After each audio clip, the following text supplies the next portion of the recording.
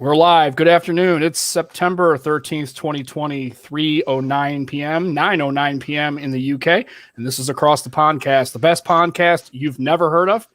And as you can see, we have a great show today. We have, as always, Matt and I. Unfortunately, you're stuck with us because that's kind of the way the show goes. So you're kind of stuck with us. Yeah, you're stuck.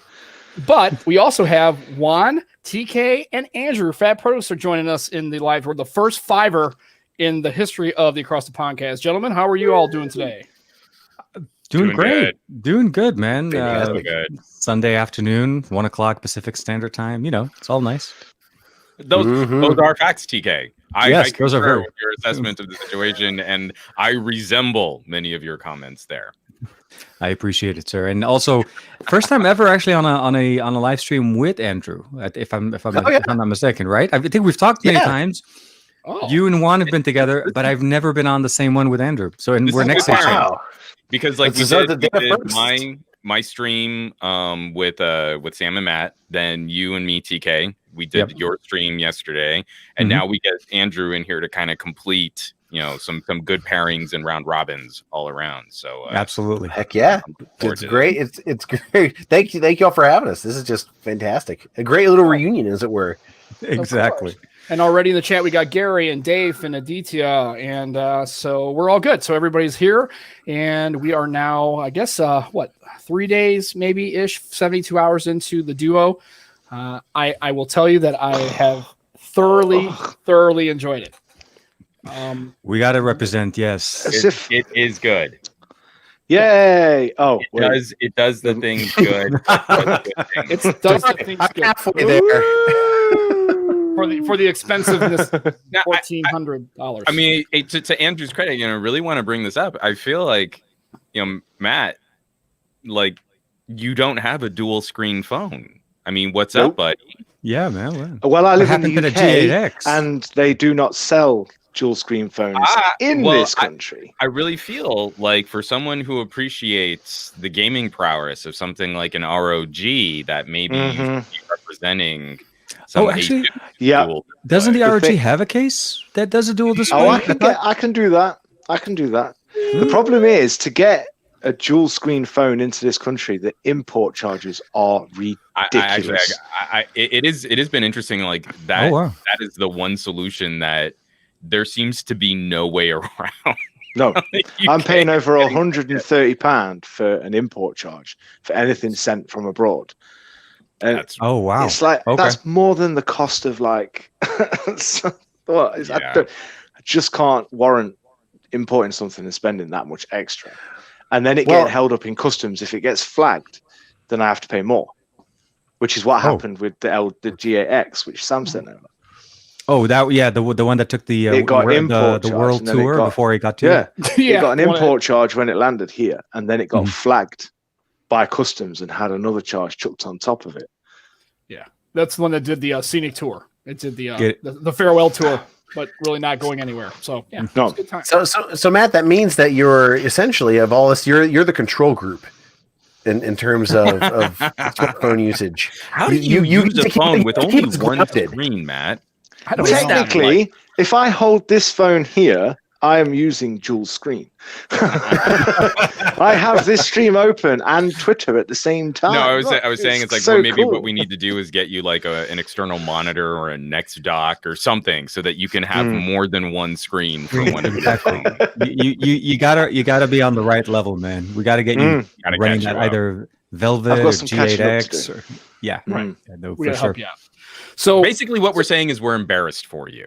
Right. Yes. Well, I would be. I'm embarrassed for me as well. I live in a country where we don't get these things. We're not allowed nice things. I don't know what it is. Why we can't have nice things. Although I have to say, you guys did get the Xperia 1 Mark II way ahead of us, so we got. But on the flip side, you got the Pixel 4a, which we still haven't got. True. I feel like don't get me wrong, I'm a big fan of Pixel 4a, more mass market. But if we're talking specialty, I kind of feel like coming out ahead with the Xperia 1 Mark II is probably a little nicer. No, I don't. Almost a month ahead of us. Like that's how much ahead of us you guys were.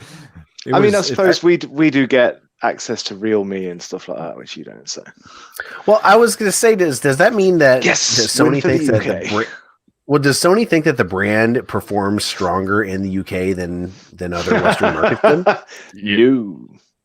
No, I would say so. I can honestly never seen anybody with a Sony phone in the last few years.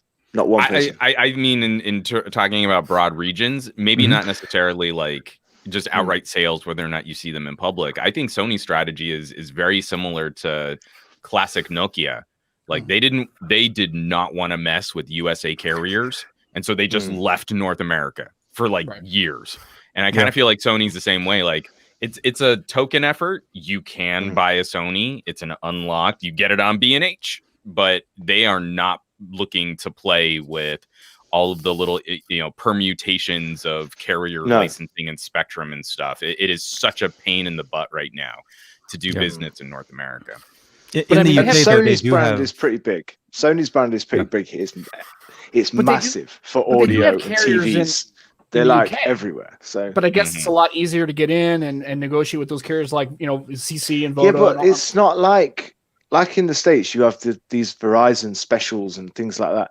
We don't get that. Every carrier gets the phone. Maybe one carrier will get a special deal and get it sooner than the others, but eventually there's no special version of the whole locked locked to Verizon for like I think it was the Moto Razr did for the first year, and now finally it's unlocked. It's I was jealous though for the fact that they did get a special color. There's that mirror finish color that the UK got, which we don't even have that. We have literally one color.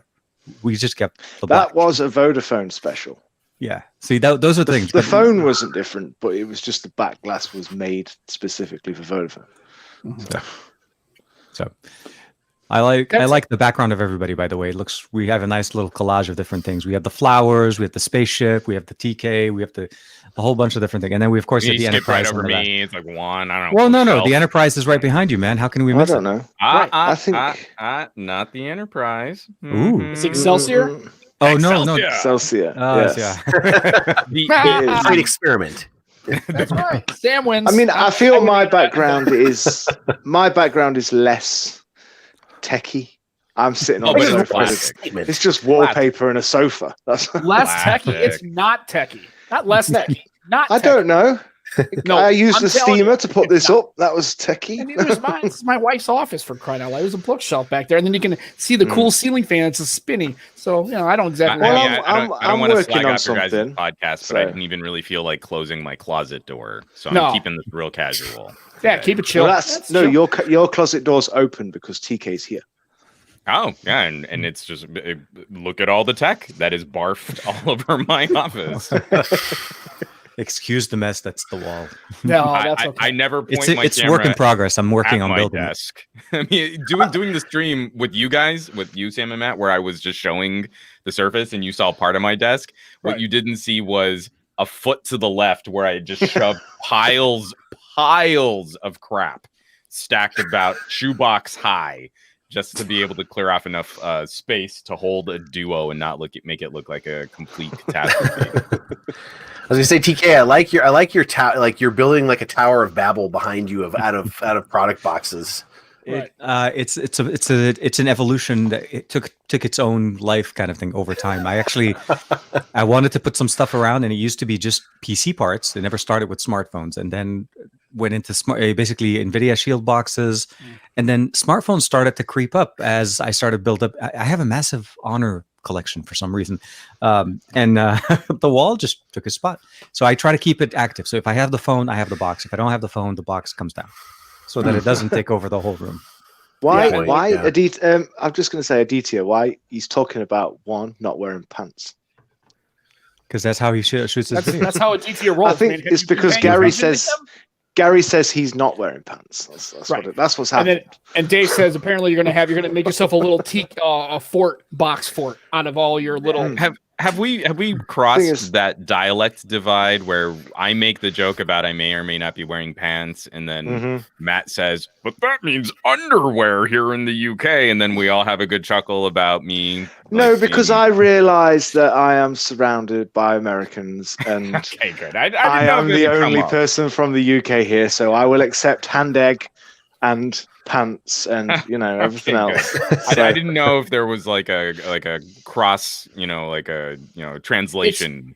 I spend so much time talking to you lot that I sort of know what you're talking about half the time. It's another word anyway. But you still chuckle to yourself when we say things like fanny pack, right? Is that? Oh yes. Okay, yes. That is.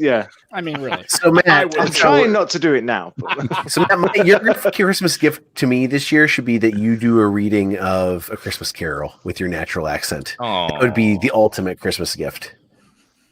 Done. With Ma in her kerchief and me in my cap. I might do that. That'd be fun. We'll set it up on the audio channel on the Discord, and it'll just be a nice way to just lull everyone to sleep on Christmas Eve. And then nobody's allowed to snore. Steve's also he's underrepresented because he's the only French Canadian. So you're not always totally alone. Oh, Joe, nice.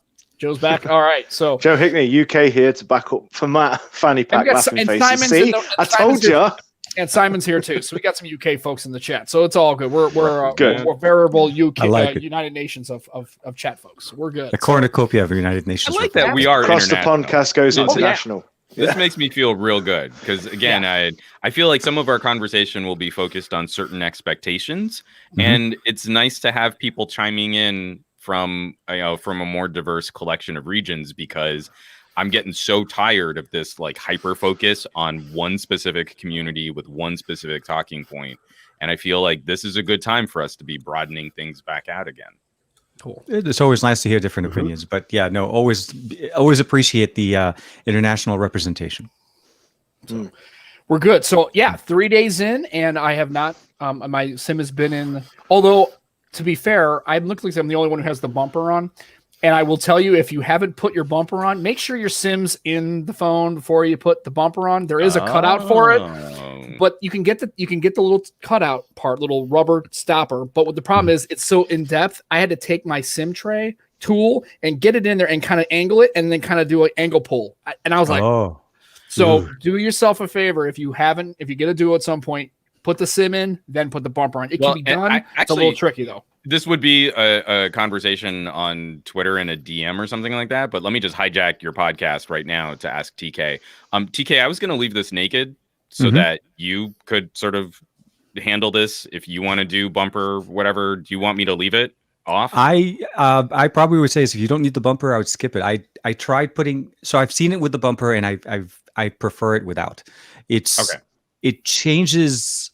Like, I don't know, this just begs being, I don't want to make it sound like too weird, but it begs being, used without any kind of altercation to the actual form factor. TK's getting emotional about it. It is. Yes, it just got weird. It just got weird. Okay. It's the power, and I hope you can experience experience just the form factor. Look at all the duos on the stream. It's bad. It's crazy. How many duos can you say before you get into, like, was it is there more or multiple? Like, how do you say it if it was a 4? Is it quadruple? Duai or duopoly? No, not a duopoly. I personally prefer it without it. I prefer it without.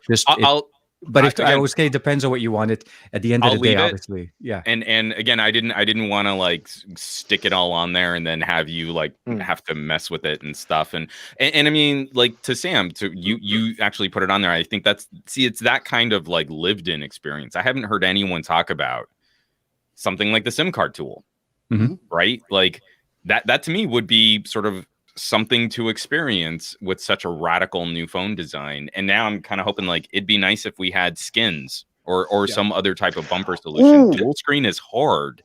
This is funny hard. You mentioned skins. I was going to say, Q-in sponsor. Right there. We're going to get it. Oh, God. This show is sponsored by Extreme Skins. Get you some. It's like D-Brand. I will say one thing.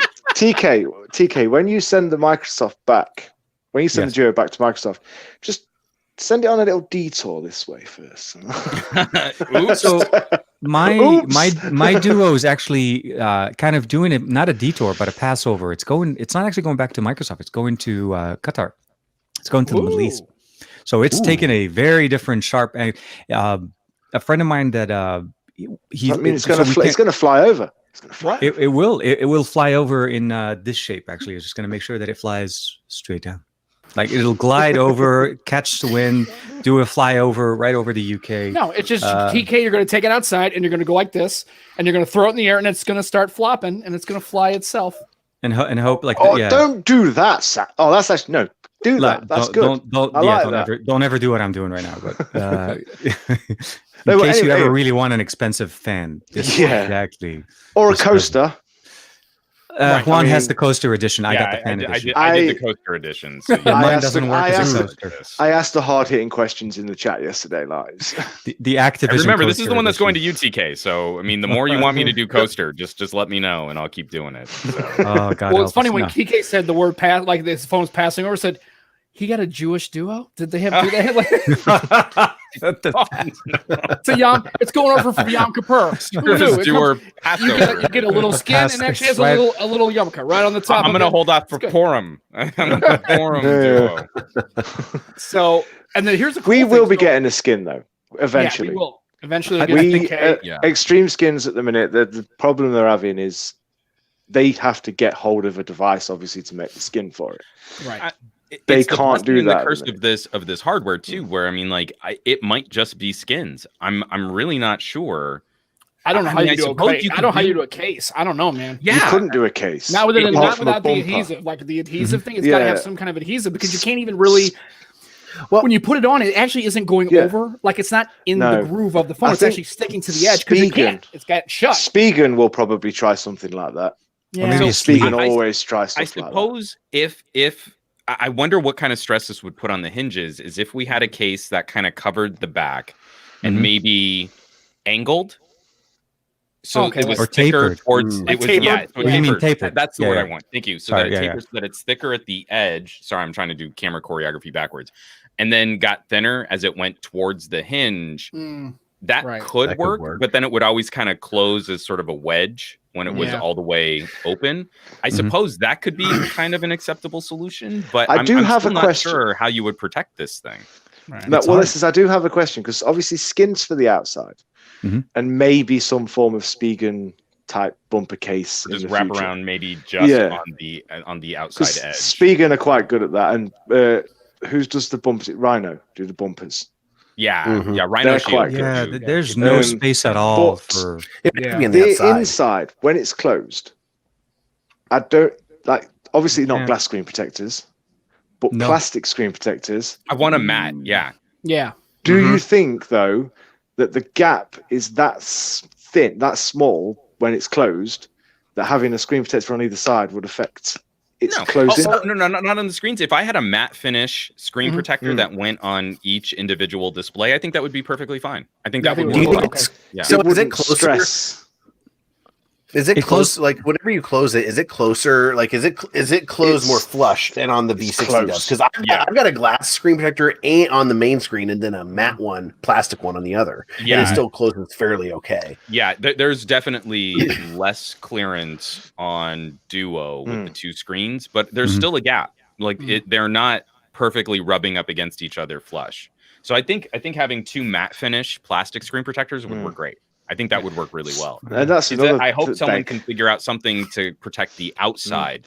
Well, the back. That's the question. Thin, very, very thin. How much would, because it's going to be hard to make protection for it, how much is a replacement panel for the Microsoft Duo? We don't know yet. I don't know. That's what I mean. I don't know that there's any are Microsoft going to play it safe, or are they going to do an Apple's pricing strategy?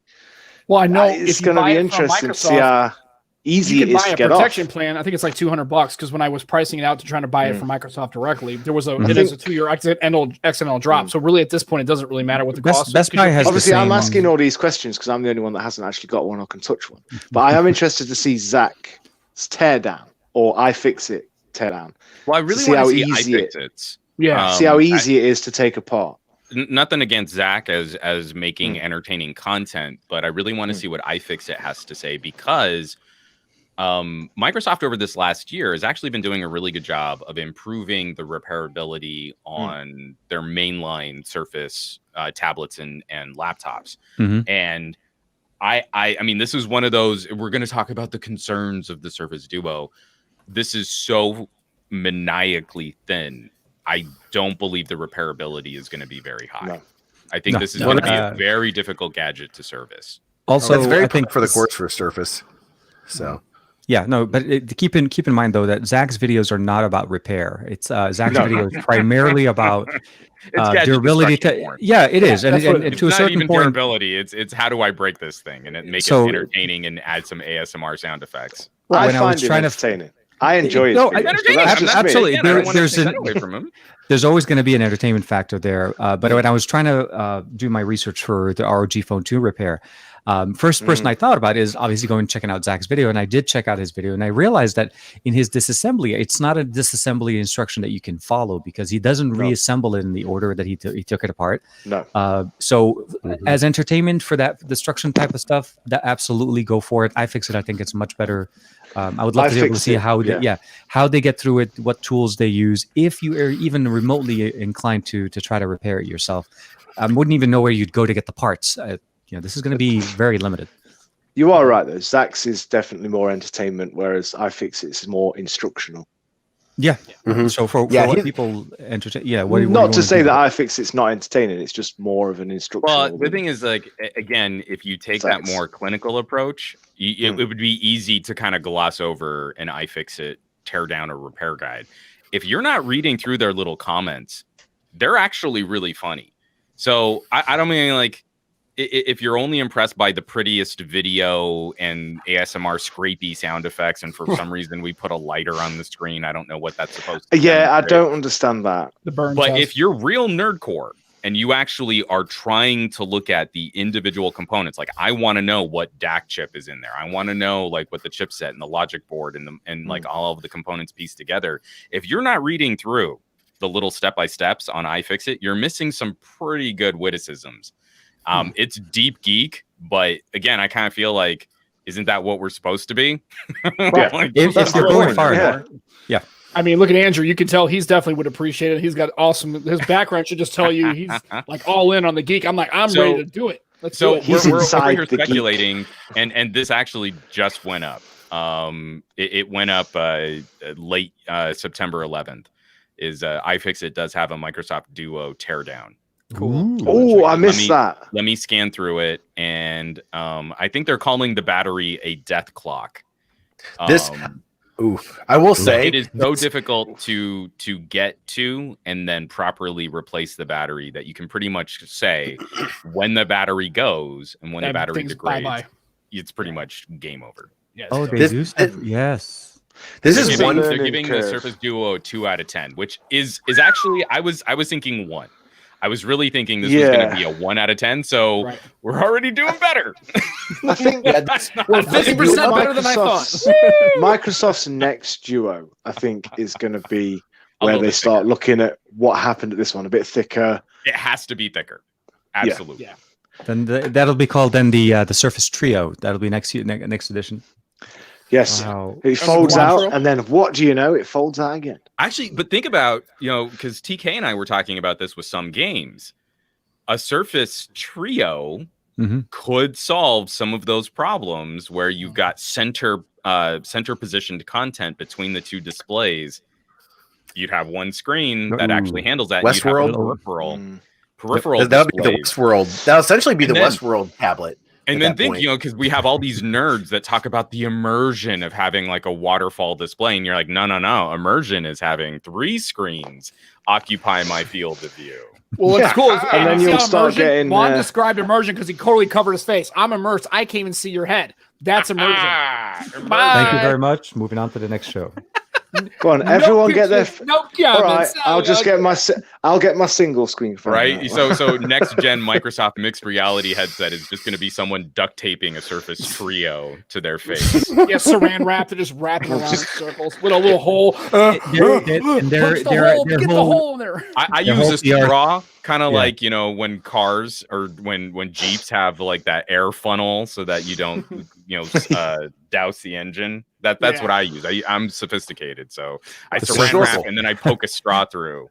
The Surface Facial. Come on, Aditya. Oh, I've got one. Jesus, of course. Oh, we finally got it. I've got one. Look, I can. Beautiful. It only took 25 minutes for DT to go down to Nasty Town, so that's good. He's refining his game. That makes me think of something that I was thinking about during the reviews for like we saw the reviews for the LG dual screen, you know, setup and whatnot, and people who are criticizing it. And one thing that just bugs me about looking at those in retrospect now is the fact that it seems like Kindle has fixed that issue, you know, so that you can use both screens dual pane. But now you get all these reviews with these older dual screen devices where, you know, if somebody watches it, they're just going to assume that it doesn't work anymore because they're not going to have the progression of, you know, softwares we've had. And so, sorry. So that was my 2 cents. I just want to quote something here from iFixit. It's these little touches that make me love their teardowns.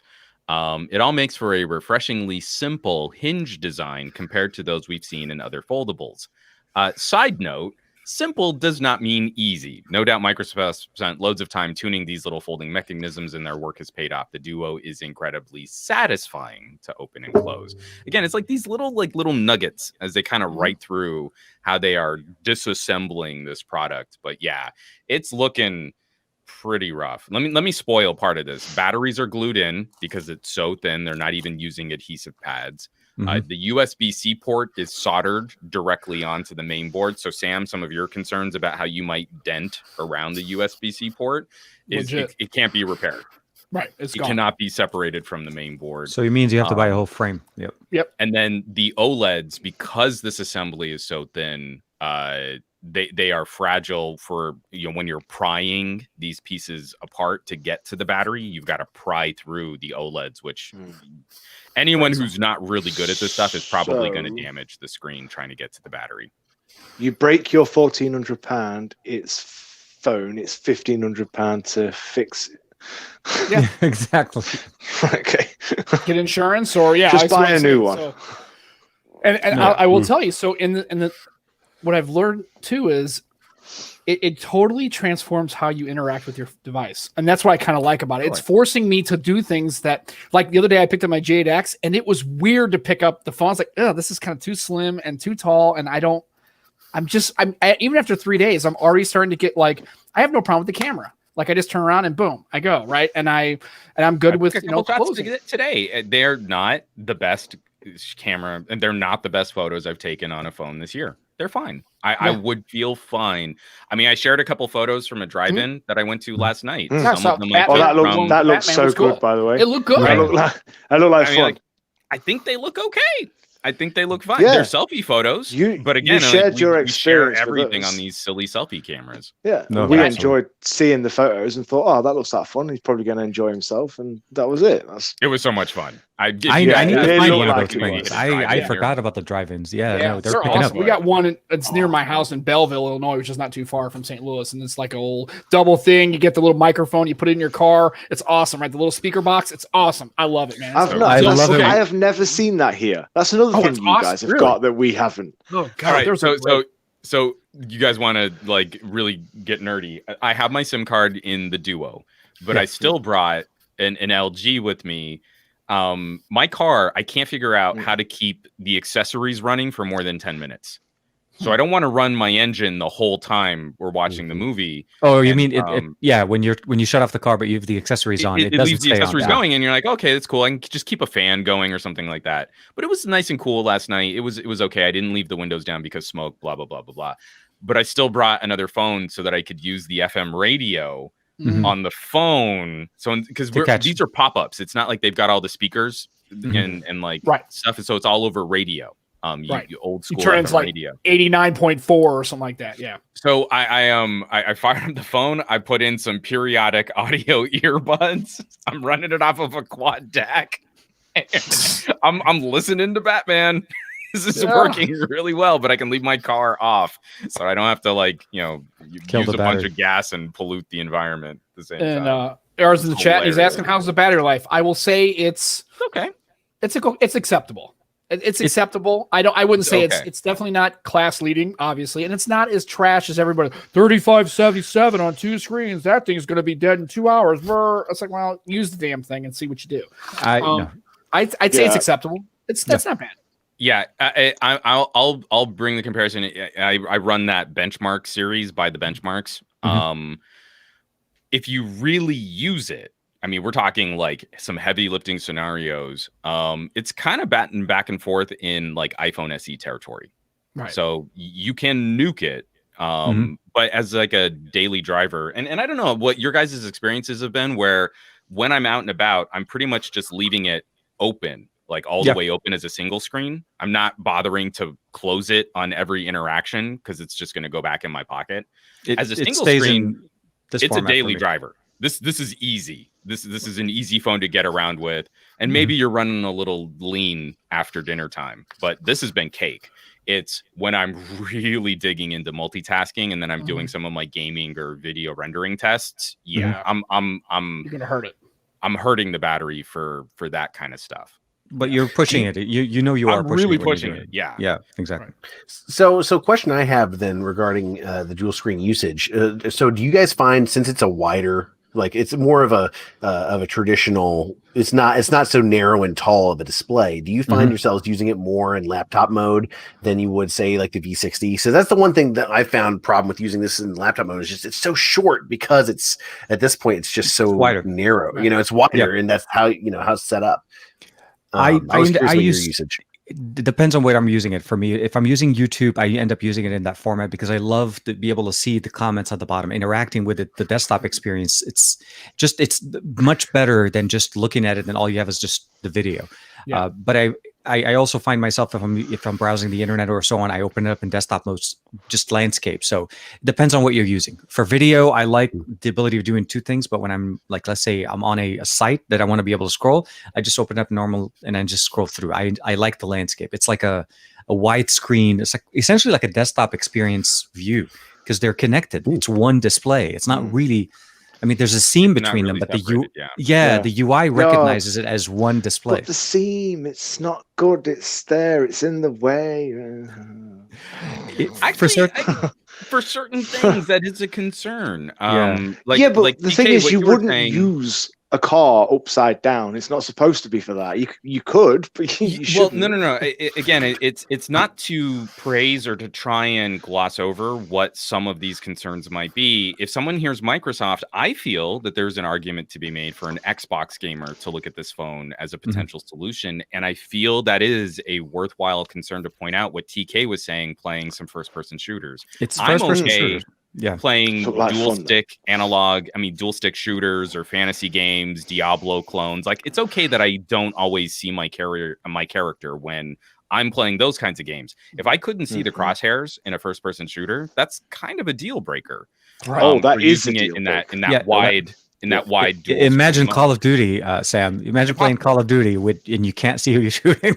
Well, here's the thing. I don't really play Call of Duty. I just participate in Call of Duty and get killed. So it's okay with me. I don't really need a heads-up display or even a weapon. I'm just going to run around with like just basically a that's what I was doing. Like, Sam's upset.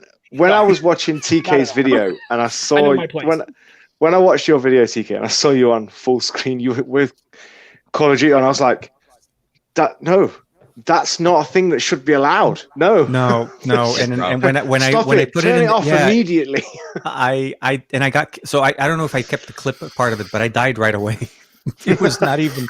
I'm not surprised. It's not the orientation level. Who shot me? Yes, like I couldn't even see barely. So, short answer is you can. But just because you can doesn't mean you should. I mentioned it yesterday with Juan, I personally think the second display on the left is the perfect experience. The speaker faces you. You get the same responsiveness. Everything works the exact same way, and you get to enjoy the game. But I did see one thing, though. Sorry, I did see one thing. It made you have it when you went from full screen and folded it back. You at one point you went to try and use it, but it wouldn't rotate, so you had to turn the phone around. So that won't let you. Call of Duty, which way you want it. It did that for me on Call of Duty. PUBG didn't have that issue. No. I'll show you guys right now. Let me pull up Anima, because Anima rotates to a certain direction. Yeah. So this is one of my favorite Diablo clones. Oh, whoops. And then somebody's asking in the chat. So there's a Word document here, and there's my Excel spreadsheet that goes with it. I mean, it's just like, it's so nice to be able to. Oh yeah, okay, yeah, I see what you got. So here's Anima. It's side by side, so it automatically does kind of like a split screen from a tablet. Now, when I close this, I'm sorry, I'm trying to do this. So there's Anima, but no matter what direction I try, it's always to play upside down. It's always upside down because of how the phone is treating half of a screen. So if I want to play this game, what I need to do is play it like this with one screen always on. Now it's not rotating, but it'll do one screen properly in the right direction. When the other display is on. Keep the second display on. Something else. So you're killing battery. So just again, screen up there. You would look at an LG and you would see that LG has these sort of hard-coded rotate 180-degree controls, and you would think, oh, that's a little clumsy. Why would you need that?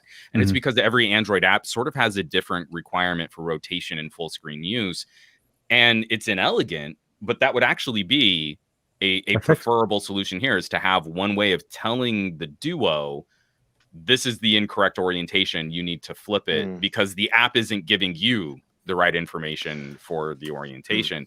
That would look that. I mean, again, it should just work. It should just magically read my brain to know what's going on. And Microsoft engineers have gotten most of that right, but they can't account for every single app in the way that it does full screen. What I think I'd like to see though is I don't know if it's got one.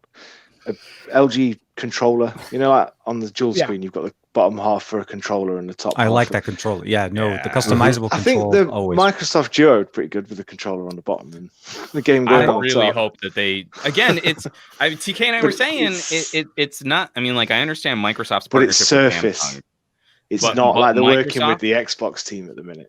Well, no, but that's just it. Is if any two companies should be having a powwow on dual display, it's not Microsoft and Samsung as an alliance. It's Microsoft and LG, because everything that the LG does well, they're actually some of the clumsier bits of the Surface, and the Surface is so liquidy smooth in its UI and organization. It would make LG feel more cohesive for that experience. I mean, it's like they're almost perfect puzzle pieces of pros and cons. One Samsung's Fold is one screen, not two, so the Fold's not really in this talk. Well, LG should be together. Yeah, you're right. So an LG still has. Oh, sorry. Go ahead. No, I was going to answer this comment. First of all, if I called her Mr. Sam, I'd probably get this Duo busted upside my head.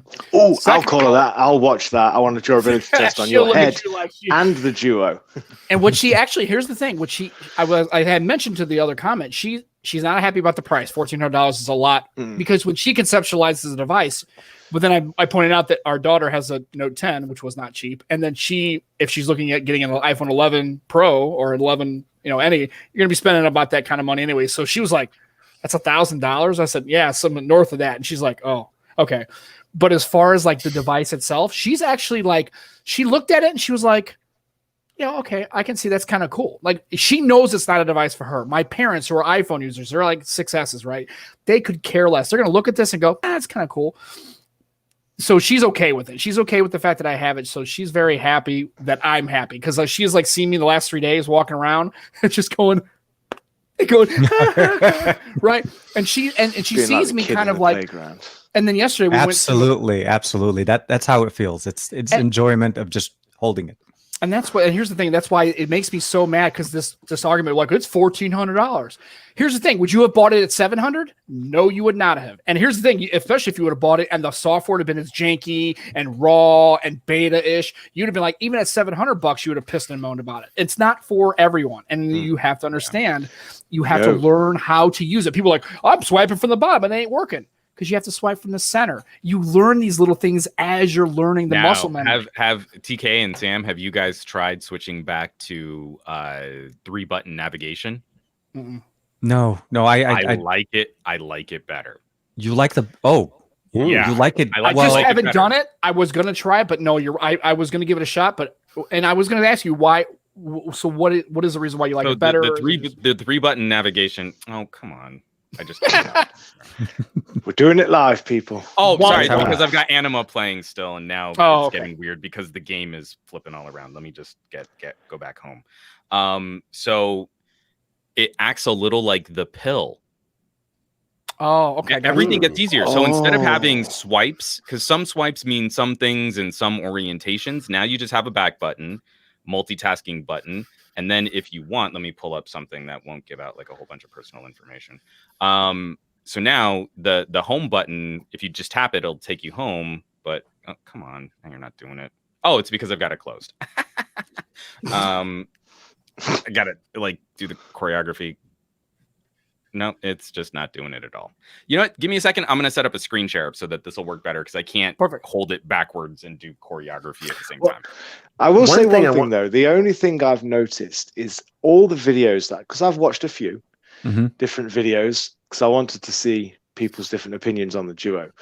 I will say there's only like 3 or 4 people that are being fair towards it. Saying, the people it's that software, I think are making the best commentary are not techies. Right. What's her face? The young woman who also got in on the early preview. I can't remember her name now. Erica Griffin had a pretty good response about it. Well, Erica Griffin, and again, Erica is always really helpful because she was showing some of the UI jank with Chrome, which now seems to be more of a Chrome issue than a Surface issue. But there's someone else. I think she's like related to iJustine. Oh, it's her. I think is it like her sister? I think it's her Jenna. sister. Jenna, thank you. Yeah. Jenna's review is just taking this from the perspective of someone who likes to game on mobile devices. Like, it's probably one of the best overall looks. Like she says, like, well, the camera's okay, and I take a bunch of selfies, and like it's fine. It's not this like immediate knee jerk. I looked up the processor specifications, and they're inadequate. But you're like, inadequate for what? Inadequate. Yeah, but inadequate for what? Not good enough. You're like, but for what? So, I mean, her video, I mean, again, is probably one of the better. I actually used it, and there are some pros and cons, and it does some things really well, kinds of examinations. And you're like, of course, it's coming from outside of the normal, like, our Android echo chamber. Because our side of it, all everyone is looking at is the bad. They're not what it's for. They're looking at it as a standard phone, trying to use it like a standard phone. They're complaining it's not working like a standard phone. And you're like, clearly it's not a standard. Stop trying to use it like something else and start using it for what it is. Appreciate that it's going to be a bit difficult for Microsoft to get the software spot on straight away because it's new. It's something they've not done for a long time. The thing that we know is that they can and they will not only improve the experience, but also bring in features. That's the main. But no one's given them that chance. They're nope, crap. That's it. It's gone. Well, and I think it comes down to the point where I think if people are already biased against this phone for the price, I've even heard people say, well, it's Microsoft, so they're just going to pull the plug on it in a year anyway. They're not even going to stay with it. It's like, wow, really? And explain to me how you're in their fucking boardroom. Like, how did you figure out what's going on? Like, yeah, I mean, the Zune, Windows Phone. I mean, they don't have exactly a great track record, but I think I like the Zune. The Zune was good. I love the Band. I had the Microsoft Band 1 and 2, and I love that device. But I think as opposed to the Google commentary where these decisions are a bit more arbitrary, I think Microsoft has actually shown, though, that they commit to projects for at least a couple generations. Yeah. Is that they when they're willing to put a brand like Surface on a new product, they don't walk away after Gen 1. There's never a guarantee. This could prove us all wrong. Like Duo might crater so bad. I don't think it will, but Duo might crater so bad that Microsoft just completely axes the project after Gen 1. I don't see a lot of evidence from Microsoft to suggest that's what will happen. Always a concern. I think we'll probably be okay for a Gen 2, maybe a Gen 3, because their experience with Surface Pro got a lot more consumer mind share around Gen 2 and Gen 3. Right. Microsoft are consistent when it comes to long-term support. I don't. They've already. consistent. No, they've already said like this is in responses to people talking about the processor and some of the stuff that's missing. And there's like NFC, they were saying this is a first generation product. So it's very much, it seems like, just based off of their customer facing communication, that they're very well aware that this is a first gen product, and that they're going to be taking feedback in for the second generation and forward, hopefully anyway. But and a lot of the remember time, though, that's not a thing. It's not only that phone. though. It doesn't need NFC. You're not going to be paying for stuff with it, are you? It's like The that's 855 completely is unnecessary. more than capable of doing yeah. anything. The hardware, I realized the whole timeline, and we're talking, like beginning of 2019 processor, but the 855 is no slouch. It's not like just because it's a year old, suddenly it can't turn on the process. The device takes 2 hours to turn on. It's very capable. Supports all the resolutions that you need to do it. Hardware-wise, I feel like we're way ahead of what the software requirements are. We're not really being driven by hardware requirements at this point. It's literally all software's trying to catch up to the hardware. But what's happening is it's you just have two strong processors every year. You're not going to have NFC. You're not going to have 5G. Fine, but that's not what you're looking for here. You're not buying this because you want it to be a 5G hub. You're buying this because of the experience. There's a whole bunch of different things that you can do with this, and seriously, excitement over hardware or a new form factor comes very rarely. The Surface did that in 2020, but I feel like a lot of people are marking it off based on, just the approach. I feel like if Microsoft did it right, where they waited a couple of weeks, since it literally took them 2 weeks to release the final version of the software, had they shifted the conversation 2 weeks to the left or to the right, based on the schedule, I think they would have had a much better approach. Not having reviewers with early software. That's my thing.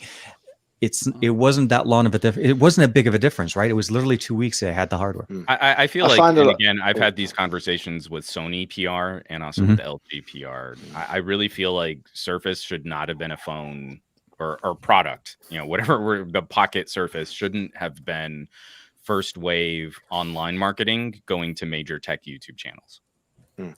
Every time we do this, hung up on the 55. you know it's gonna get trashed. Now I have to give Microsoft PR a ton of credit for hamstringing those online influencers to get to their audience with all of the positive conversations about the Hinge. Like, you've got Marquez just making a Hinge commercial for I was gonna say that the title unboxing was definitely stretched on that in that definition. Yeah, a lot of it is, but beyond that, I feel like if you're trying to do something a little different that's not immediately familiar to Samsung and iPhone users, don't go to techies. Don't go to techies. No. Go to any other. I mean, Sony's conversation on the Xperia 1 Mark II is so much more positive in the camera communities because they get it. Alpha owners pick up a Sony Xperia and it's instantly familiar. Android stands, and I say Android stands loosely, it's Sam Apple fans, I guess. They pick up an Xperia and they don't know what to do with it because this is a proper camera UI. But a camera should only be a shutter button. This needs to be moving forward. I feel the major crux of influencer marketing, and you can dump a ton of money on Linus and reach a bunch of people that were never seriously going to buy your product, or you reach out to other communities outside of the tech circles and you'll get reasonable commentary and real world experiences that make your product look a lot better. Like Sam. Yeah. But the thing is, it doesn't mean most of the techies get hung up on power.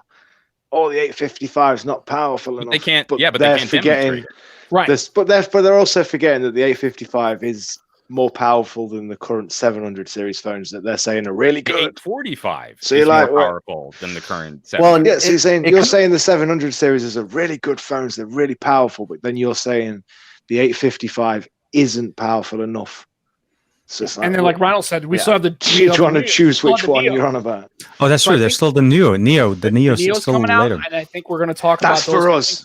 You're not allowed the Neo. You're not allowed it. Nope. You guys get Neo, so we get what? So he has the Matrix. What do we get? Yeah. Okay. Well, you guys keep Keanu, man. You can have. Yeah, and then I don't mind. We'll keep Trinity, man. We're good with that. Well, the big thing that this speaks to is just I'm in a field of marketing, and it's just like these companies. LG's been guilty of this, and Microsoft now is too, where they they rely too much on the influencer side of things, and it's kind of a wild card in terms of how the narrative around your product is going to be it's shaped. not anymore. No. And this is why I've got to give Microsoft so much credit, and I'm hoping that LG was paying attention and Sony was paying attention, because Microsoft knew tactically exactly what all of these influencers were how they were going to trash the Duo. Yeah.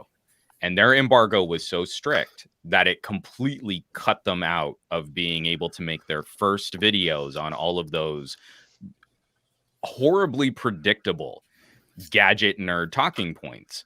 And so those videos, I mean, like, again, the Surface reviews are still going to be picking up some traffic, but the first surge, the main consumer surge, the videos that YouTube was going to make the most timely on the YouTube algorithm, always fronting popularity over reasonable reviews, Microsoft played everyone like a fiddle.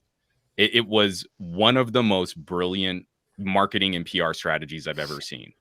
And again, gadget fans are going to complain like, oh, Microsoft is doing something nefarious. And then the Fold comes out and we're playing this game all over again. And for some reason, it's okay that Samsung is gaming algorithms and influencers.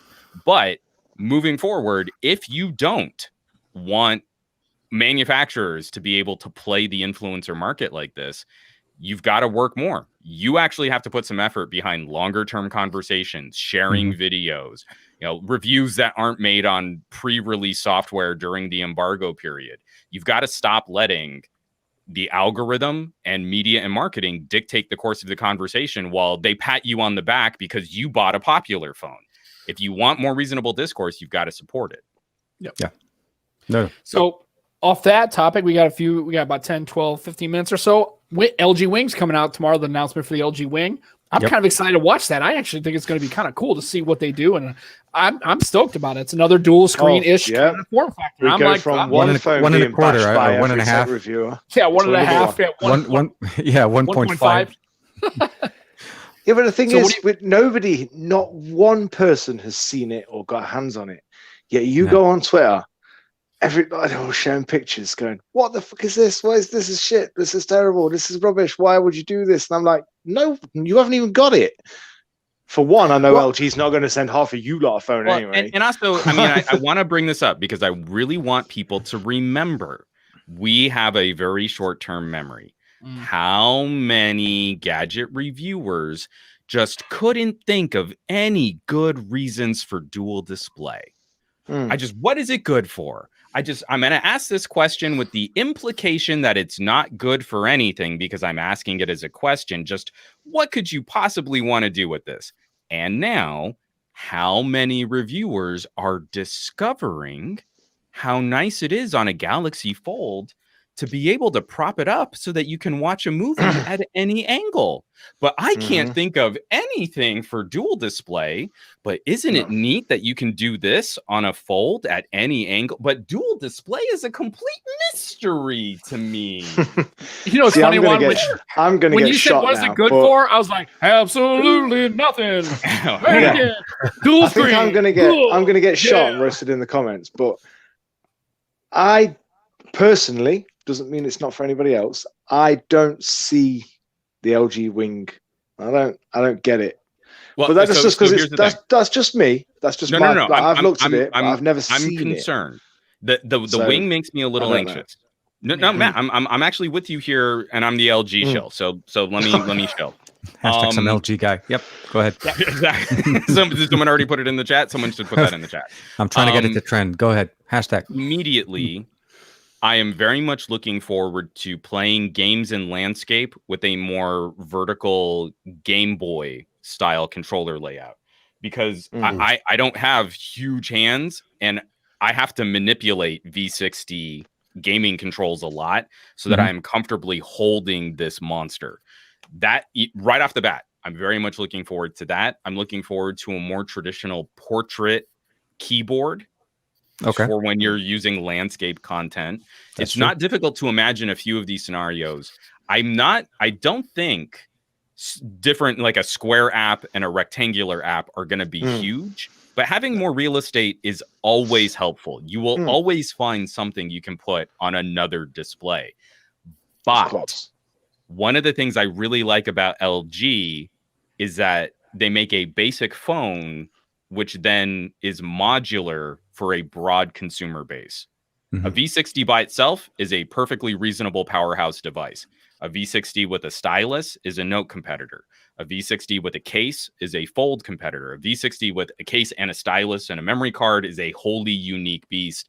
And a consumer can pick and choose what parts of that are important to them.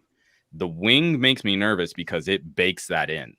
But it's going to be a lot of that is going to be LG's interface setup. All of that is going to be LG's development. So we need to basically, I think I'm excited for it. I would love to be able to try and see how that kind of fits into the normal day-to-day activity. Mm-hmm. But I'm also kind of a little bit curious about the hinge mechanism, right? Over time, and how does that work? Because it's going to have some stress on it. This is not just it's not just moving, right? I mean, if you're using it as a keyboard, if you're using it as a controller, so there's going to be those things that we need to pay attention to. So I'm hoping LG focuses on that tomorrow as they're talking, because I think tomorrow's supposedly the day. So the hope is that we are able to see more information on that stuff. So that's my hope. And that's a big get, because a grain of sand under the main display and swiveling it closed could wreck your day for the screen that lives underneath. Sure. And again, I very much enjoy my V60. But for those folks that say things like, oh, well, you could get a V60 or a Velvet, it's basically the same thing, but cheaper as a Duo, like these LG hinges don't hold the phone. That's not it. I mean, this experience you have to build when you make it permanently a part of the phone. You've got to build this to a completely different durability, to a completely weight distribution, lifestyle. Weight management on both of those. All of that's going to be really critical. And I very much enjoy LG's dedication to these experiments. But the thing that made me happiest about V60 and Velvet, one OLED panel for 2 phones and 2 cases, reducing costs, focusing on core user experiences, and then offering a variety of accessories modular style, so that people could choose off of a base platform the right fit for them. Going into Wing, LG really has to nail a very particular feel and get the marketing in place so that consumers know what to expect. And that, I feel, has been one of LG's biggest, not to say they can't, I just feel this has been one of their hugest challenges since V20, V10, properly communicating to the right consumers why you would want to try this phone out. If they can't nail that, it's not that I don't think the Wing will be a good phone. It's just it's going to be destined to be an experiment phone where popular YouTubers get to dictate the tone of the conversation as opposed to the company that made the phone. Yeah, and to your point, the weight distribution's got to be banks.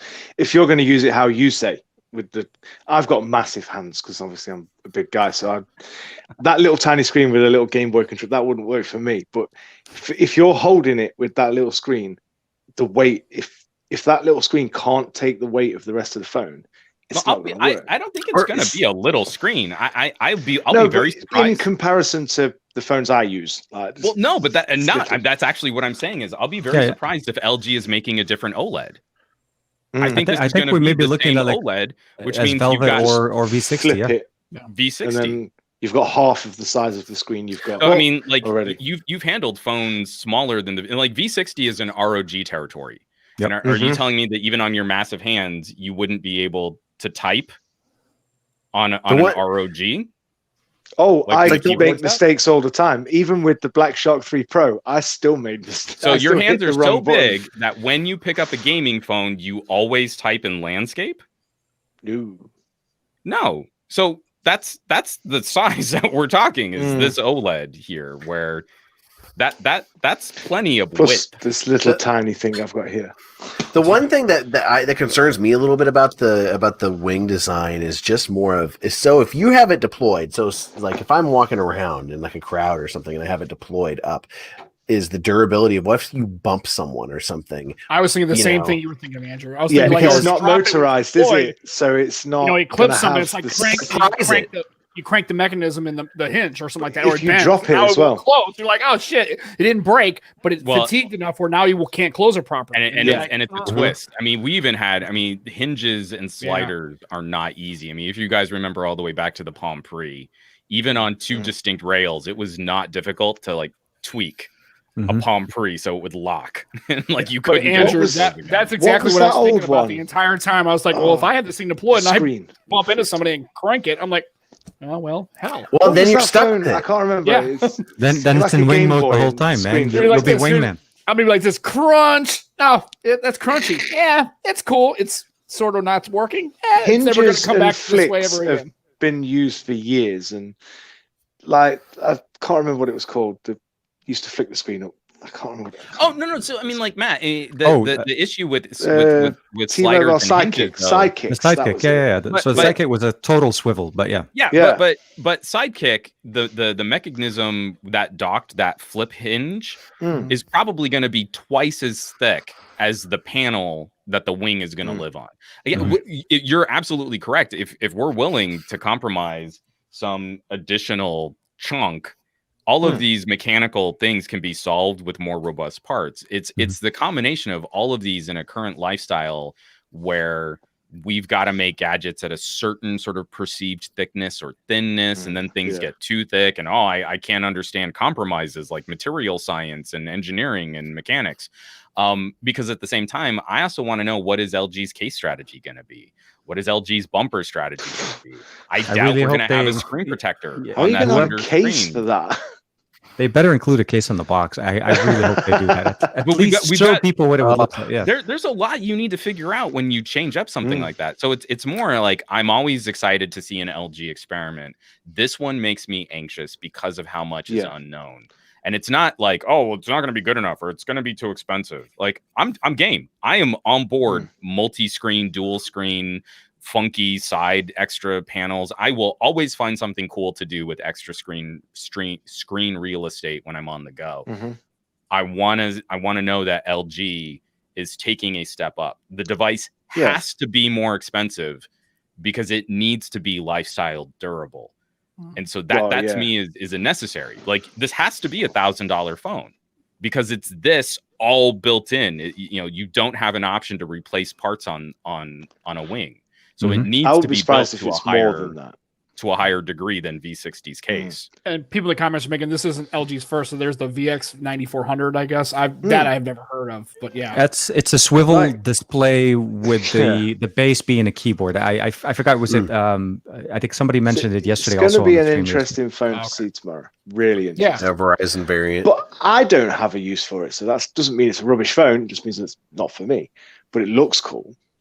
It's just not the navigation. That few tidbits that we saw that honestly were those are definitely, because it's not going to have fall detection. It's not going to have it's not got the fall detection of mechanical. It's basically the Sidekick meets a candy bar phone. That's it was the Iron Man phone, right? I'm interested to see if they hang a cinder block off it. Like OnePlus did with the camera. So the bottom section of the VX9400 is probably going to be thicker than the full wing. Yeah. It's a different. The timeline when that phone was released, and then also the keypad underneath is not a display. So if you get like a teeny little grain of sand under the display and you swivel that close, you're going to scratch the paint off of a keypad. You're not going to scratch a touch screen. Yeah. So again, I know LG can manufacture durable devices, but this is so much bigger. Each component is going to be so much thinner, and then the functionality of it depends on much more fragile pieces than old chunky plastic. You saw the video candy bar phones of the wing when they closed it and how thin it looked when it was shut. And that's what worried me the most. I thought I'm thinking it's really very likely. To your point about thinness, I think it's very likely this will be LG's experiment to start getting rid of the headphone jack. Yeah. Oh man. Well, when you guys watch that video of it rotating, we've just hit an hour and Juan's dropped a bummer on the stream. I mean, like we've been saying, if you want to support, having headphone jacks on devices, you actually do need to vote with your wallet. And as LG's market share shrinks, you're telling companies, I don't value this as a feature. And so at some point, even LG with their awesome quad DACs and like baller, truly audiophile grade kit, eventually they need to pivot too. V60 and Velvet were the beginning of a pivot, not the end of a pivot from LG. And I just hope think they by learn next from year, Sony. I hope that we still have a V60, a V series replacement that is their baller workhorse phone that has a headphone jack. I have to believe starting next year, we're going to start seeing consumer phones from LG that start streamlining some of those features that don't seem as valuable. Sony did it, but then they brought it back. And they brought it back. So maybe LG pay attention but again, to parts of the market that do care. But again, Sony put Xperia way more under the Alpha team.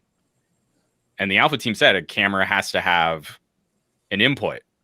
External audio. It's a built-in function. Yep, it's built into the phone. Yeah. If you're building a phone with pro modes. If you're going to say this is a camera with pro modes, you need to be able to connect audio. Right. And so that was one of the major inspirations for bringing it back. LG doesn't work their divisions like this. They are a consumer-focused, consumer electronics-focused entity, and they don't run a pro camera division to have that kind of feedback. Yeah. I really believe, again, it's not enough to say like, well, I'm smart because I buy LG, a year after the fact when I can get a premium phone for $100 and I'm supporting. No, you're not. If those features aren't valued, then they go away. And so you don't have a G9 this year because people slagged off the G8. Now you have a Velvet. That's what we've got. So moving forward, it means it matters what companies you support and when you support them. We don't even get that. And the UK, they just said goodbye. Well, LG is also realizing later on that the engineering of their own products won't sell themselves.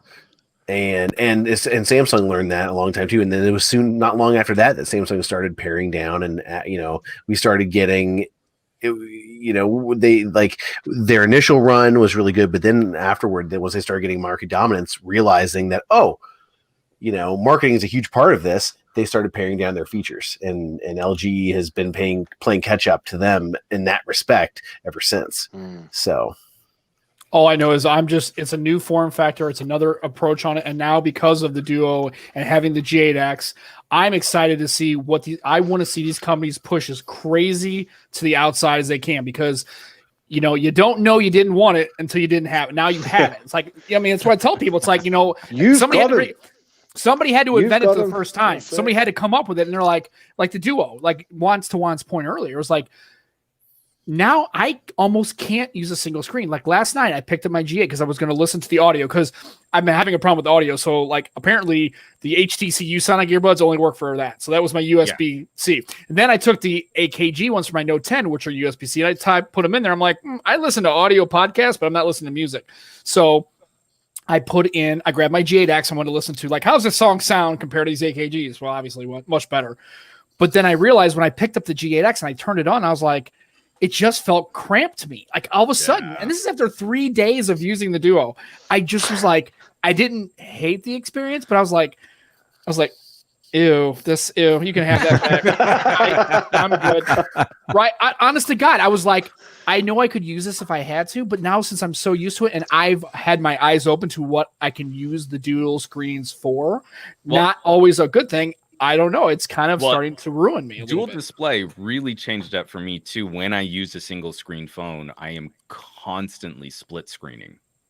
Yeah, like you got to see it. I've got a video going. It's not picture in picture. It's like I want my video docked in the top quarter, and then I'm doing something else on the bottom of the screen. And all of these super tall, narrow, skinny phones that we're getting now, aspect ratios out to almost 21:9. It's extremely thin. So even if you dock it, it's just. You have a normal phone underneath. Yeah. And to that point, you have a 15:9 aspect ratio underneath a 16:9 video, and it's perfect.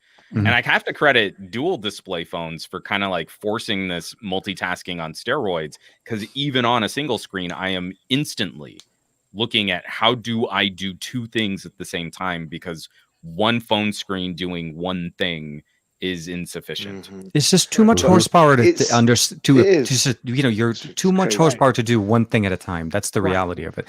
But then you have companies going the opposite way. We've got companies making dual screen phones, notes, folds, and then you've got Netflix going, yeah, but no. No, can't do it. You're not allowed. I'm not going to allow it. We only play one-on-one, buddy. We don't. I don't play well with others. No, but I like TK's point. That was a good point, TK. Yeah, about that. It's interesting because Netflix is looking at iPhones now that they finally support picture-in-picture, and a phone like the Duo helps reinforce this because the Duo largely treats their two displays as one giant canvas. Yep. So it's not really multitasking. It's not really split screening in the same traditional way that we've been doing it before. Oh, wow. We all and froze? So when you touch different displays on an LG, LG is it's clumsy, but it's a brute force method that works. It's like you stapled two phones next to each other. Yeah. So I just noticed when I picked up the G8X and I'm like, and almost now that I almost kind of never use the dual screen unless I was doing some kind of a workflow task that required the dual screen. I think now I would pretty much put the dual screen on and probably just use that full time now. I would pretty much just rock the case and rock the bulk and be okay with it. But I mean, once you start to do that and your workflows and your muscle memory and the way you approach your work, like right now I have app pairs. So I have like Discord comes up and Twitter comes up.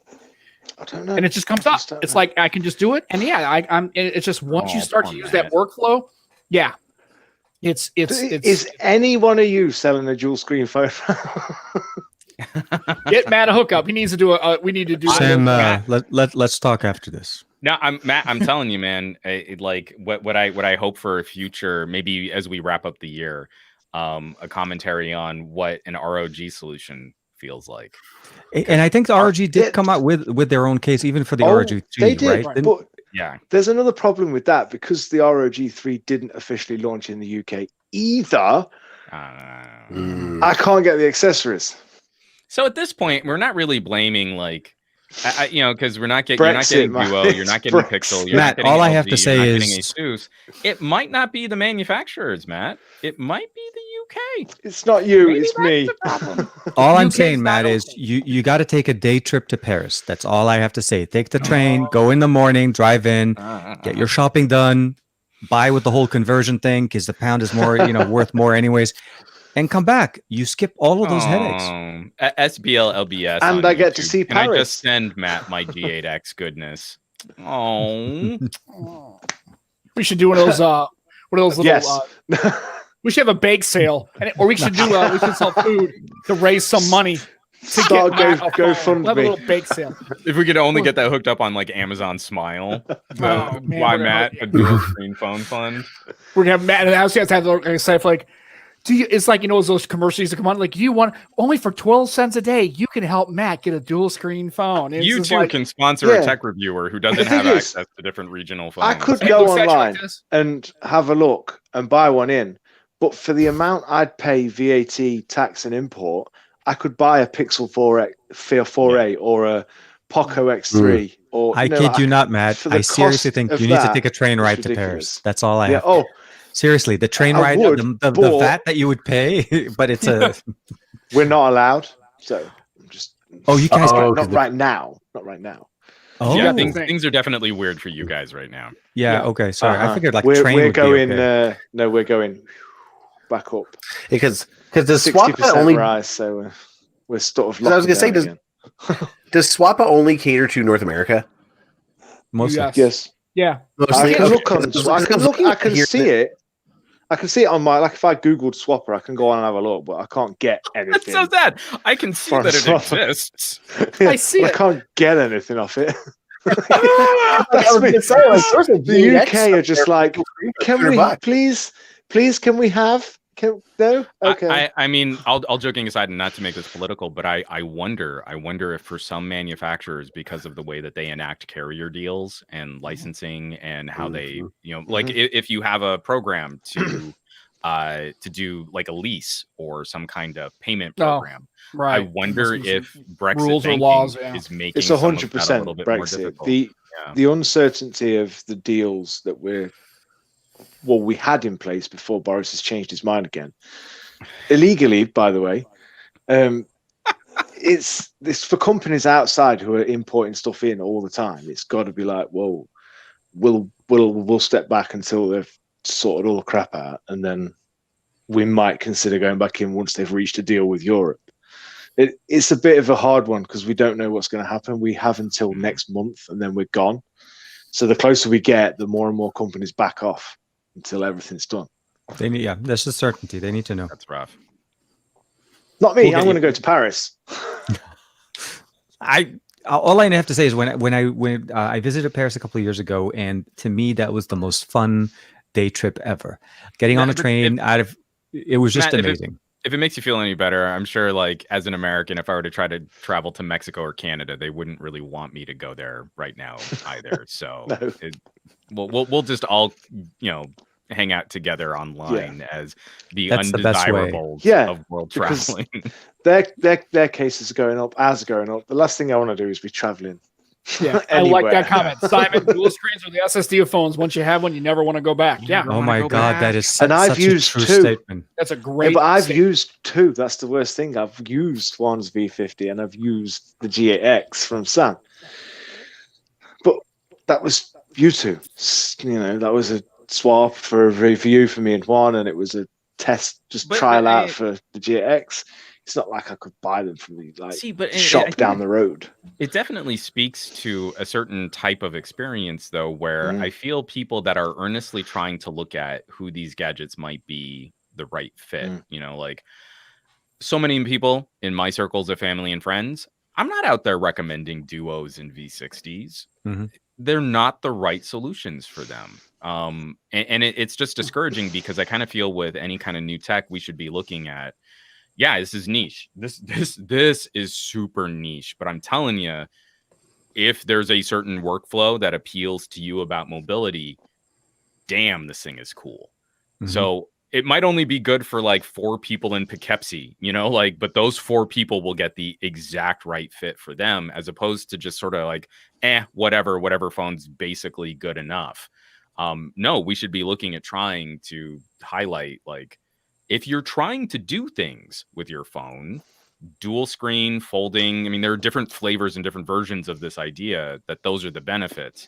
I'm getting real tired. I'm kind of super over this, like, spec sheet whoring and then brand label whoring. And then like, I guess we're just going to keep going with Samsung and Apple because SEO. All right, cool. Well, I tell you today. That's hilarious. Sorry. If I Google ROG3 dual screen on here, it gives me the Asus ZenBook Duo. Oh, it's close enough. Yeah, there you go. So it's funny. I went golfing this morning. I took this with me, and and I just basically, of course, it doesn't fit anywhere in the golf cart. So I stuck it in the little tray. There's like a little tray, and I set it there, no problem. And I took it out to do something, and the guy goes, "What the hell is that?" I go, This is a mobile computing device. That's exactly what I told him. And he's like, "Oh," was like, "Can you call and stuff on it?" I go, "Well, yeah, but that's not really what it's for. You can make calls, but it really isn't. It's a new kind of pocketable mobile communication work tool." And he kind of looked at me. He's like, "Okay, I'm just good. I'm just going to go ahead and hit this putt real quick and have fun with your communication tool." Right. But I had no problem taking it with me. And 2 people, the guy in my cart and the guy playing against me, was like, "Notice this phone in my hand." They were like, "Whoa, what is that?" And they're like, that's the kind of thing and I'm telling you right now, I know it's going to be cheesy. I understand it sounds stupid to everybody else, but I don't give a shit because it's my money. I want that. That's the best line ever. I want that. But he is speaking with his wallet. That's the thing. He is talking. Exactly. That's exactly what Juan is saying. And if I want Microsoft to continue to make stuff like this, or OEMs to continue to make stuff like this, sometimes there got to be people like me. They're going to take one for the team and go, "Yeah, I mean, is it the best $1,400 I spent? No, but I got to put support behind these things because I really wanted to use this device." And I'm telling you, after 72 hours, this is my phone. I'm not rocking another device. I took pictures with it. I put them on the Discord. I mean, granted, it was close up. I took a selfie of me and Becky, and I took a picture of these little carvings on this rock face, right? And it works perfectly fine. If I really need to rock a good phone or another device or a 4.8, then I have that development. But what happened to me today on the golf course was 2 people noticed this device and I got to talk about it. And they were like, oh, that's kind of cool. And then we went about my day. But people noticed it. If I was holding a Samsung, nobody would even give a shit because it would just been part of the game. So that's why I. And what you just said is perfect. You don't give a shit. It's my money. This device is for me, not for you. You know, it's like this device is for you. Like gaming phones are my thing. This is yours. It doesn't mean that it's crap and it shouldn't be for anyone else. And I'm trying to be in between there. I'm trying to just get that gaming, multitasking mobility there. Well, Surface, Microsoft, Xbox, it's all gaming. It's all part of the same. And Andrew's got the V60. How do you feel about dual screens? I mean, though, one thing I was going to ask you guys about this is gaming. How has the dual screen? Well, a couple things. One, you got to get that skin. The dual screen skin. Yeah, I've got this really awesome skin on my dual screen. Yeah, I love that. Can I have that phone real quick? Can I have? Oh yeah, do you want to? Let me pat it down. You're gonna have to do. Please go ahead. And here you go. Yes. Yeah. We are working. We are working on the. That didn't work as well as the side by side one yesterday. Can you just pass it back? Hold on. Actually, Andrew, can I give this to you? Oh yeah. Wait. Other side, Andrew. Other side. Let's get the angles right. Ready? 1, 2. Here you go. Thank you so much. See? That's how we do it now. Does anyone want this? Andrew, actually, can you give it back? Sorry, Juan. Okay. There you go. Okay. Okay. There we go. But yeah, as far as like with the dual screen, have you guys okay? I know a lot of people aren't really going to the grocery store, but are you guys dual screening it when you go? Say if you go to so for me, I go to the grocery store. That's one place I'm terrified I'm going to break this thing, and so I usually when I go and I'm like have my list, I actually leave this at home, like the dual screen with it. Oh, you mean the case accessory or the V60? The case accessory. I took it everywhere. When I had it on my phone for the day, I left it on my phone the whole day, and I took it off. I basically kept the screen outside facing out, and I just basically use it like a regular phone. I pick it up, turn it on, unlock, use whenever I want to do with it on the main screen. If I need more, open it up and use more. But for the most part, it's the same protection on the inside that it is on the outside. Yeah, for Andrew on the LGs, I was swapping cases a lot on the Velvet. Mm-hmm. And every time I'd kind of go to single screen Velvet, I'd really just want to have the second screen. So as much as so for V60, it worries me because I feel the outer glass on V60 is pretty fragile. I still just keep it dual screen. I'll even do like what TK was saying about the Duo. Like it might just go in my pocket with the screens out. Yeah. And so that way, when I pull it out, I'm not like fiddling with this kind of book form factor as often. Because most of the time you're grabbing something, you're doing a whole bunch of stuff. The last thing you want to do is the opening and closing. And that's the cool factor there is that you're able to configure it to work like a regular phone or a foldable at the same time. The mechanism, the experience, that's what I'm saying. It's refreshing. It's very unique. There's nothing like it on the market right now. Right. And what I noticed that after about 15 there was minutes, an outside display. You know, I do get thumb fatigue. I noticed after about 15 minutes of holding I do get thumb fatigue. But here's what I did. So I usually hold my phone like this. So I started holding my phone like this.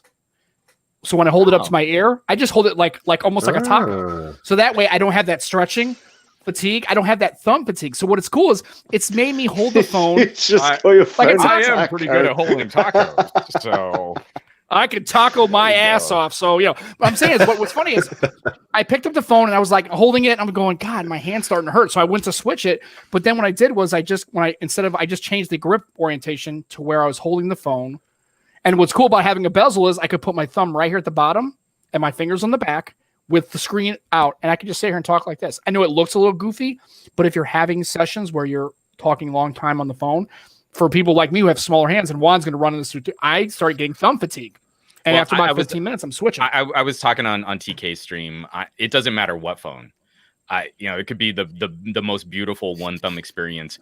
I viscerally hate with the fiery burning passion of 1,000 suns, ever having one arm immobilized just to take a phone call. Yeah. So I mean, for me, it was like figuring out whatever. The best something that I can keep. Yeah. Those are good. So So we're at that. We've got into the generation now where we're old. all of us have mobile phones, but ain't none of us talking on the phone. Like, I talk on the phone all the time. No, I mean like old like. No, don't do this. No, this is for old people. I don't F off with that. Thank you very much. Not only that, the whole gesture of putting it to the ear thing. I mean, if you ask, I saw this. I forgot what meme it was. Like smart people do. My generation, if you ask them to say, "Show me how do you make it like you make a call," we always do this. That's the Right. The current generation is this. They're not even grabbing. They're just putting their hand they're just putting it against because it's a smartphone experience for them. There's that exchange, and I think we all need to move into the point where true wireless are small, they're easy, they're compact. All of our cases now are tiny. You can carry this with you and literally have batteries for hours on end. So the reality is a phone like this begs to be used while being on a call. You don't want to basically lose the function just because of that. So I'm with you on that, Sam. For me, like conference calls and I'm on them. Some of them go for like a couple of hours. Yeah, my arm would be dead. Even if I had like 10 minutes, you get that gross elbow sweat, and you're like, why? And you're like, okay, doing my oh god, your elbow pit. Swipe it. Be an animal, just swipe it. Who cares? I don't. The stream kind of just like right there. But for folks out there concerned, because I know the talking points on Twitter, people were so concerned on a $1,400 phone that they wouldn't want to use other accessories that might cost money. But one of the first things I plugged in were my OnePlus USB-C bullets. Like, $20 as a USB-C solution, those worked great, and they sound great and amazing price. Yeah, I'm going to bring it up again because everyone on the Discord was talking it up, and it took me way too long to get one. But the FIO BTR5, true wireless earbuds, bone conduction headsets, like this is an executive assistant phone. Like I see like some high power movie director walking around, and then someone scuttling behind them with a Surface stylus and a headset on and scribbling madly, like managing a calendar and like notes and stuff. That to me is like a dream productivity solution for someone. It's not just if you have to have the note, like if the outside display absolutely needs to be there, grab a Mi Band. Sam's got one. He's got the Mi Band. It's what, like 30 quid? Yeah, it's like inexpensive. $40. And you get you don't need to get a £300 Galaxy Watch or a Apple Watch or anything like that. You get one of these Fitbits, Mi Bands. They're like £30. Get your notifications. Done. And when you go to the shop, pay with your bank card, like normal people. Or you can have a smartwatch. Some of the smartwatches have Google Pay in the watch. You still have the ability to. Most of people have it. I mean, there's ways to do that. As much as people pay in this country with NFC, Google watches, Apple Pay, and the tech nerd I am, I still pay with my bank card. I don't use any of them. You don't use the Octopus part? Wait, is it the Octopus? What are the bus cards? The mass transit Nectar. Cards? Oh, okay. So it's Nectar. Nectars. They have a different there's one. There's different ones. They're all different ones. I still pay the old-fashioned way. I don't use my technology. Well, I know, like in the UK, they did a better job of educating that it is contactless payments, because here in the United States, everyone's just rubbing crap all over everything. Don't touch it. They're like, yeah. Like, I gotta blame Samsung a little for that, because here in the United States, we didn't do NFC, so we did MagStripe on Galaxies. Done. And that kind of encouraged some bad habits. And then iPhone users finally caught up. And even though it's technically contactless, you just see people just like smearing their phone all over. But we still haven't figured out that most of our credit cards actually have that chip to give us. So does the UK actually. In the UK, most of the credit cards are. Every time I used to buy something, we have like a Wi-Fi looking symbol on the top of the bank card. I rarely ever see anybody inserting a card. It's always tapping the card. Okay. When we were in Paris, the same thing. The only time that you're going to handle and might rub up against your face. Right. Tap the credit card. The only time people have to put their bank cards in is because contactless payment is so popular over here. The banks have a system in place. Oyster card, that's what it was. Thank you. I was trying to remember the Oyster card. The banks have a thing in place where every now and again, it won't let you pay with contactless. It'll make you put your card in, make you put your PIN in, so the bank knows it's still you that's using it. It's completely completely random, so you'll never know when. So even though you do go out with your phone and your watch and pay with your phone and your watch, you still got to have your bank card with you anyway, in case it says, nope, the bank wants to know what your PIN is, so it knows it's still you. I like it. It's we're getting there here. Convenience, but it's still like you still got to take your wallet with you, which is defeating the purpose of what you're doing.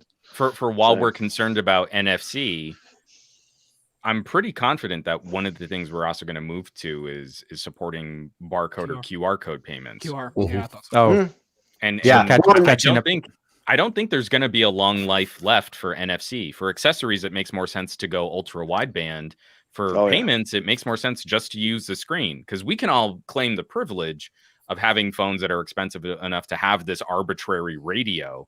But there are so many regions around the world where it just makes more sense to have a scanner. Well, when I went to IKEA, they just scanned the loyalty card. My wife just sent it to me, and I just was like, I held it up to the thing, and the guy just scanned it with the card. Right, I turned the brightness up. Literally, what I was just about to say. That Starbucks figured that out too. You download one app on your phone, and it has all your points, loyalty cards, your bus passes, everything in it. You just click the app, open the one, they scan it with the gun, and off you go. Well, and then think of all of the contactless money transfer solutions that we have, like PayPal, Venmo. I was going to say this morning I went to the farmers market and I scanned my the retailer's barcode, paid him with Venmo, and walked away. I was like, perfect. I love it.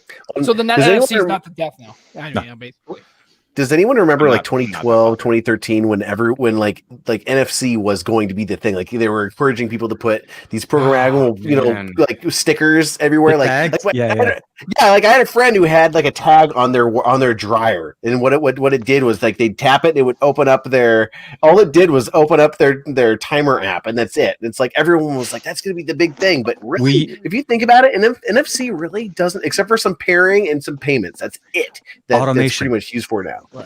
So back then, when during the time that you're referencing, for me, I got into it because of automation.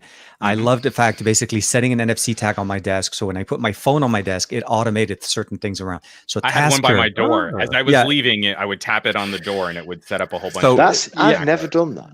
Oh man, I obviously later on now we have geotagging, which kind of took over the whole concept of it. But that was my biggest thing when NFC started to pick up on Android, and we started getting Android devices with NFC readers.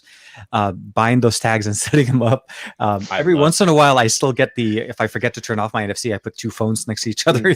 It reads the tag from one phone to the other. It says, "Oop, non-programmable tag." It reminds me of that. We're talking about getting rid of NFC, and Poco have literally just bought a phone out named the X3 NFC. No, I mean, I'm not saying it's going to happen tomorrow. What I mean is, if we're looking at making contactless payments more universally accessible, the one thing we can all agree on in all regions, in all demographics, in all price categories is a screen.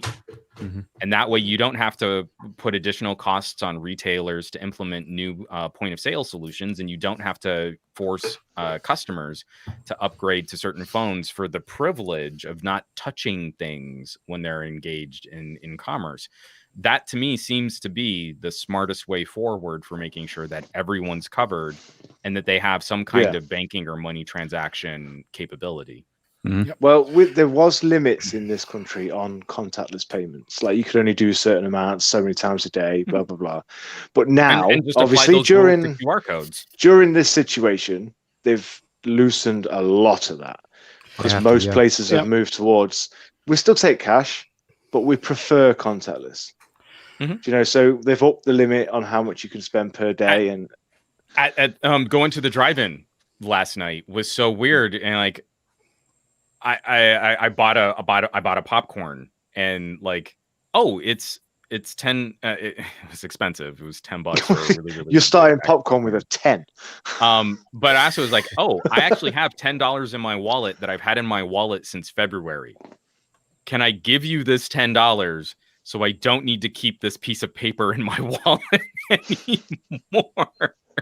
And it was a very awkward exchange. Like they had to bring up a cash box because no one was using cash.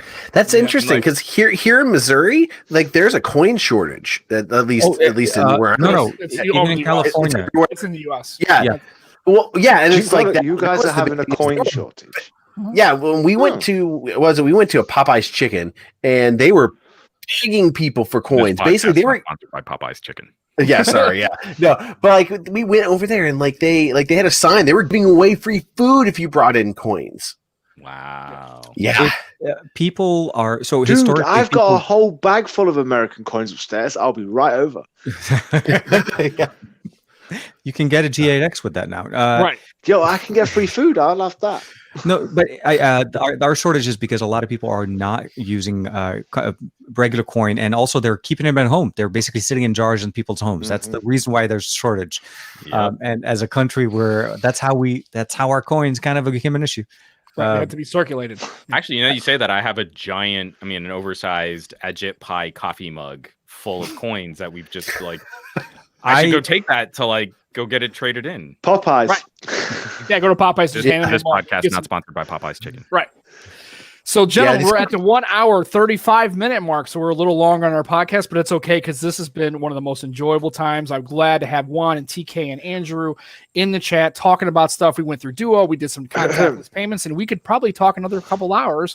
But I'm sure Juan and TK and Andrew and me and Matt, Matt's got pizza to eat. I got to do something. I'm sure I won't know what it is. Any zucchini bread this time or no? I don't have any pizza. Well, then I got guess to send them pizza now. I have to send a pizza too on top of a G8X in a pizza. I'll put the G8X in a pizza and I'll send it over to you. This is like the podcast. Like all the things that we need to help Matt out with. It's like I don't need help with pizza. He's got that figured out. I have Sarah McLachlan playing in the background just to help Matt out. In the eyes of I don't know the song. Is it The Eyes of an Angel? It's something like that. It's close. In the arms? I think it's the arms. Oh, it's the arms. I was going to say, yeah. Sorry. That's okay. That's I remember close the enough. angel. Like the eyes of an angel. It's weird. It's just like laser beams. What do they do? I don't know. It's all good. So again, we appreciate you guys taking time out of your busy Sundays. I hope you guys are taking care of yourself with the situation and also with the fires and all that stuff. We are your thoughts, are your prayers, or our well wishes are going out to you. Hopefully they can get that under control and you guys can not walk outside until like the end of times kind of thing going on. So yeah, if it seems like I'm saying this more and more. We don't have like a singular fire season in California anymore. For everyone around the world, if there's any opportunity to support your local firefighters, if there's a charity drive, if you see them at a restaurant, you just buy them a beer or something, a handshake, a nod, a fist bump, an elbow bump. This is one of the most hellish jobs on the planet that we desperately rely on when we're in emergency situations. And anything you can do to give them a nod, give them a bump, give them, it's a regular thing here in California. It's really sad that a couple times a year you'll see firefighters out on street corners holding a boot. It's called a boot drive. You're supposed to throw money into the boot. They're not going to be doing it this year, I don't believe, because of all of the social distancing and stuff. So any opportunity that you have, hook them up, try, because this is a woefully underfunded community service that should be better supported. And that's not just there. It's the same here as well. Because when it's not the same thing, but when that happened, when my little fire happened compared to what's going on over there, when we reached out online and everyone was thanking them, it was so appreciative. And then when we came and they came back and we go to see them, the station is not far from here. They do a lot of events, or they used to.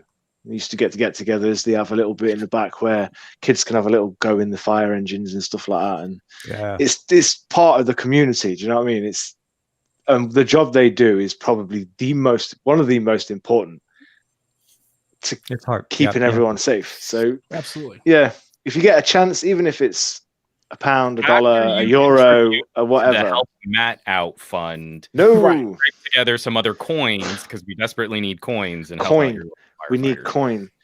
Coin for the Witcher. Coin for the Witcher. That's the song. That's for me. That's it. It's all about the money. Toss a coin to the Witcher. That's me. Well, as always, Juan, TK, Andrew, you're always welcome to come on the show anytime. Please impart your wisdom, your thoughts, your feelings about the devices that make us happy and keep us going, and give us something to talk about here on the and it's fun. We've been wanting to do this for ages. Absolutely. When I think about the gadgets, remember, I think about Bull Durham. It's fun, goddammit. This is supposed to be fun, right? We're supposed to enjoy this stuff. It's like baseball, right? It's supposed to be fun. So yeah. For Matt and Sam, Juan, TK, Fat Produce, everybody in the chat, Aditya, My Tech Review, Simon, Ronald, Gary the Fireman, please be safe. Steve DeRoche, everybody. Yeah, Steve DeRoche, SBL came Tech. in. Life of Tech. Everybody, enjoy your tech. Have a good week. We'll see you next Sunday on Across the Pondcast with Sam and Matt. Be safe. Take care. Have a great day. Take care, everyone. Take care, everybody. Yeah.